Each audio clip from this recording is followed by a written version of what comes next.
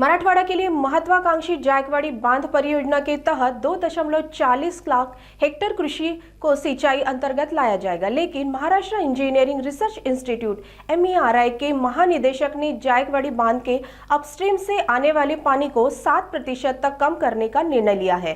अब इस निर्णय के खिलाफ पूर्व मंत्री राजेश टोपे ने आवाज उठाई है। उन्होंने मराठवाड़ा के लोगों से इस प्रस्ताव का विरोध करने की अपील की है। मराठवाडा साठी वरदान असलेलं जायकवाडी धरण म्हणजेच मराठवाड्याच्या 50% जनतेला पिण्याचं पाणी देणारं हा महत्त्वाकांक्षी प्रकल्प आणि जवळजवळ 2.5 लाख हेक्टरला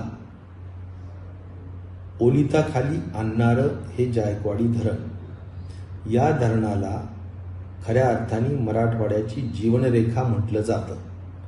अशा या धरणाचं महत्त्व मराठवाड्यासाठी असताना आज जायकवाडीच्या धरणात ऊर्ध्व भागातून येणारं पाणी 7% जो कपात करण्याचा निर्णय मेरी म्हणजे महाराष्ट्र अभियांत्रिकी जी संस्था आहे त्या संस्थाच्या महासंचालकांनी घेतलेला आहे, तो अत्यंत मराठवाड्यावर अन्यायकारक असा निर्णय आहे आणि त्यामुळे या निर्णयाचा तर आम्ही सर्वप्रथम निषेध व्यक्त करतो।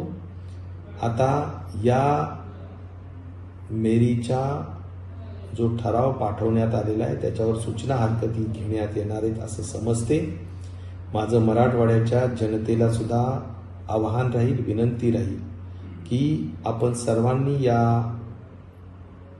ठरावाला विरोध करावा आणि आपल्या हक्काचं, मराठवाड्याच्या हक्काचं, जायकवाडीचं जे पाणी कपात करण्याचा निर्णय आज जो घेण्यात आलेला आहे त्याला कुठल्याही परिस्थितीत आपण होऊ देता कामा नये अशी माझी आपल्या सर्वांना नम्र विनंती आहे। अन्यथा मराठवाडाची जनता आपल्या लोकप्रतिनिधींना कुणालाही माफ करणार नाही आणि माफ करू नये असंच यामधलं माझं मत असणार आहे। त्यामुळे जागरूक होऊन या प्रश्नाच्या बद्दल गरज पडल्यास लढा उभारावा, परंतु आपल्या हक्काचं पाणी सोडता कामा नये अशी माझी मराठवाड्याच्या जनतेला या निमित्ताने विनंती आहे आणि शासनाला सुद्धा त्याच दृष्टिकोनातूनची सूचना आहे।